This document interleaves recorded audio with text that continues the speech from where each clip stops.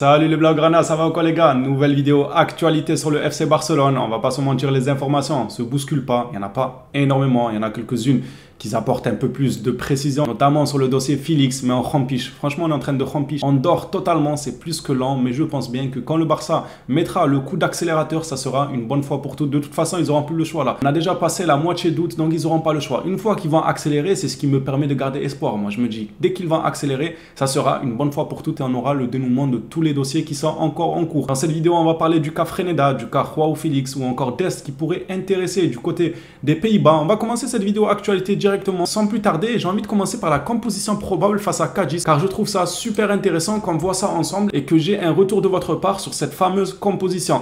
Voilà le 11 probable face à Cádiz. Première titularisation de Yamal. Alors selon Marca, Yamal pourrait connaître sa première titularisation. Qu'est-ce que j'ai à dire sur ce 11? Ah oui, je rappelle, je vous partagerai l'information. Vous savez quoi? Je vous la mets directement cette fameuse information, comme ça vous comprenez un peu mieux la composition et on fera un petit retour sur la composition. Araujo est blessé, c'est officiel, pour minimum un mois, donc il ratera 3 à 4 matchs. Dans l'un de mes derniers débriefs, j'ai eu à dire que Araujo était en carton. Bon, il y en a qui n'ont pas trop compris, ils ont cru que j'avais critiqué le niveau d'Araujo, alors que pas du tout. Excellent, il est excellent Araujo, il déçoit très rarement, pour ne dire jamais. Mais quand j'utilise le terme carton, c'est sa santé. On dirait vraiment qu'il est fait en chewing-gum, je sais pas. Le gars, tous les mois, il se claque. Franchement, sa santé, elle est inquiétante. On a un pur talent générationnel à son poste et le gars, sa santé, elle suit pas. Je sais pas si on peut lui accorder notre confiance totale à quelqu'un qui peut s'absenter du jour au lendemain. On lui souhaite bien évidemment bon rétablissement, ce n'est pas du tout de sa faute. Malheureusement, il y a des joueurs qui sont amenés à se blesser plus que d'autres. Araujo en fait partie en espérant que ça le laisse tranquille une bonne fois pour toutes à son retour. Revenons maintenant sur le 11 probable face à Marca. Vous comprenez maintenant pourquoi Araujo ne figure pas sur ce 11. Alors on peut voir Pedri en attaquant gauche accompagné de Lewandowski en 9 et Yamal peut-être pour sa première titularisation. Le milieu, rien ne change. Gundogan suivi de Oriol Romeu, suivi de Frenkie de Jong et le quator derrière serait Alex Balde, Christensen, Koundé et Sergi Roberto. Donc on partirait avec une charnière Koundé-Christensen.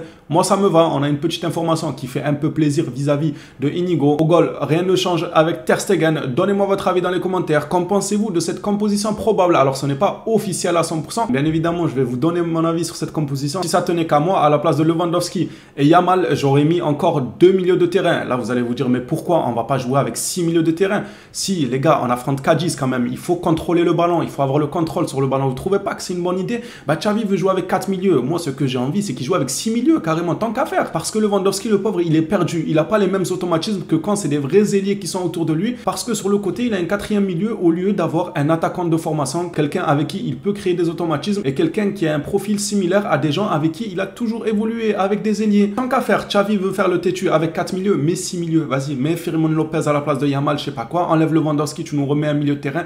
On t'en voudra pas, faut contrôler le ballon quand même face à Cádiz, les gars. Gundogan, Pedri, De Jong, eux ne sont pas capables de contrôler le ballon face à Cádiz, absolument pas. Après, c'est vrai que d'un côté, c'est compliqué parce que vous voulez enlever qui? Maintenant que Oriol enchaîne les bonnes prestations, on voit quand même qu'il apporte quelque chose de différent, Oriol, sur le terrain. Donc si on venait à enlever quelqu'un, c'est vrai que ça serait très compliqué. Mais après, ça, c'est au coach de décider. C'est vrai que s'il sort Frenkie de Jong, il y en a beaucoup, ils vont lui faire la gueule, ça c'est sûr et certain. S'il sort Pedri, encore pire, Gundogan, encore pire. Tout le monde dirait qu'il faut sortir Oriol Romeu. Mais très franchement, on le voit match après match que Oriol apporte quand même quelque chose de différent par rapport aux autres milieux. Mais ça, c'est la responsabilité du coach. C'est à lui de prendre son courage à deux mains et imposer sa loi en disant, moi, je vais mettre un attaquant gauche pour être plus décisif devant, pour que mes attaquants se sentent super bien, au lieu de rajouter un milieu de terrain pour faire du contrôle de balle, je sais pas quoi, ou parce que j'ai pas le courage d'en mettre un sur le banc. Je sais pas, moi, je trouve ça dommage d'insister autant avec le 4 milieux. Et je fais une petite parenthèse au passage pour ceux qui suivent pas régulièrement la vidéo et qui voient qu'un petit passage de 30 secondes, après ils viennent donner leur avis comme s'ils suivaient la vidéo depuis 2 ans. On ne dit pas qu'il faut jamais jouer avec 4 milieux contre les grandes équipes comme le Bayern, City ou le Real. On peut comprendre que tu veux contrôler le ballon, mais s'il te plaît, quand tu joues Getafe, quand tu joues Cádiz, tu peux mettre un attaquant quand même. C'est pas parce que tu vas mettre en dessous Fati, Abdé, Ferran Torres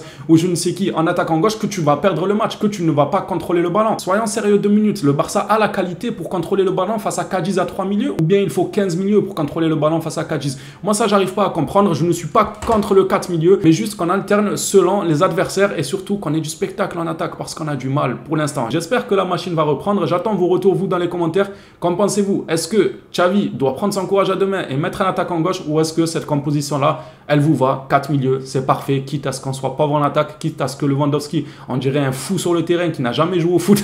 Je veux dire, Lewandowski, on dirait un fou sur le terrain. Même en D2 anglaise, il y en a qui font des meilleures prestations. Alors c'est soit Lewandowski, il a oublié son football à Munich, soit il y a un réel problème plus profond, le fait qu'il soit mal entouré. Et quand je dis mal entouré, pas en qualité, parce que Pedri est excellent, Yamal est excellent, Rafinha, bon, il fait un bon début de saison, pré-saison super intéressante, bon joueur de ballon en général. C'est pas du hasard si Lewandowski est perdu sur le terrain. Faites-le croire à qui vous voulez, mais ici on va pas croire que Lewandowski est perdu par hasard. Il a oublié comment on joue au football. Jamais de la vie. Lewandowski a certainement encore énormément de niveau, mais qui n'est tout simplement pas exploité selon moi. Ce n'est que mon avis. Ça n'engage que moi. On va faire un rapide tour de presse sur le mercato et on va commencer avec Alonso. Sa tête, elle me tue, Alonso.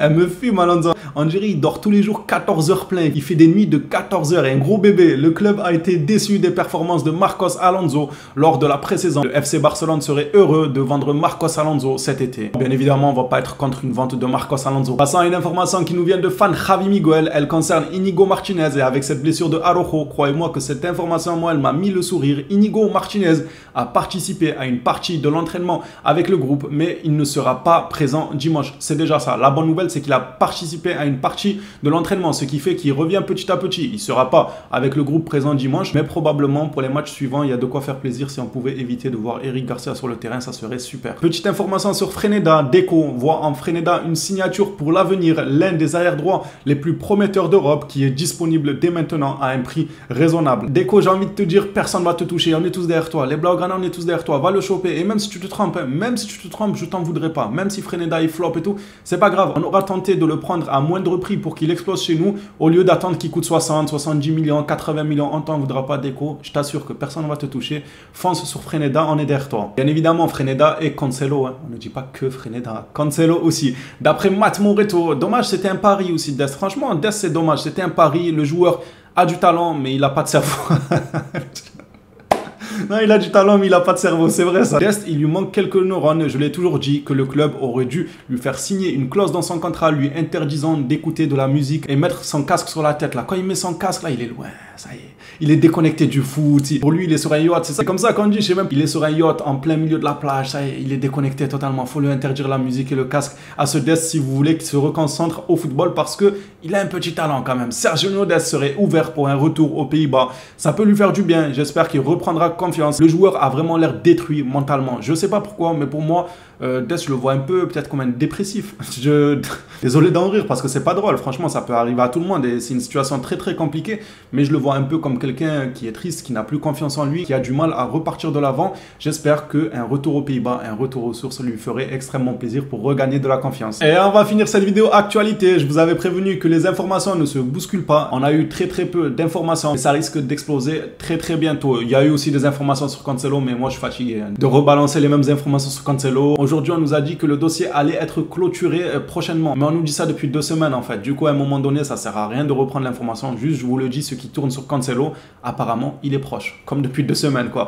Matt Moreto nous dit que des frais de prêt pour Félix pourraient être d'environ 15 millions d'euros. C'est cher quand même. À voir si le FC Barcelone se sent prêt à mettre 15 millions d'euros sur Félix ou pas. Il y a une question que je me pose moi avec Félix. Si le coach ne le veut pas, pourquoi il veut venir au Barça? Je comprends pas. Moi, j'espère vraiment que c'est faux. J'espère que tout ce qui est dit sur Xavi là, qu'il compte pas sur Félix, qu'il veut pas Félix, qu'il veut Félix que en 6e roue du carrosse. C'est même plus une roue de secours, dites-vous. C'est même pas une roue de secours. C'est-à-dire que dans le pick-up de Xavi, il y a 4 roues. Félix, c'est pas la 5e roue de secours, c'est la 6e. Donc, il y a une roue de secours et après, il y a Félix.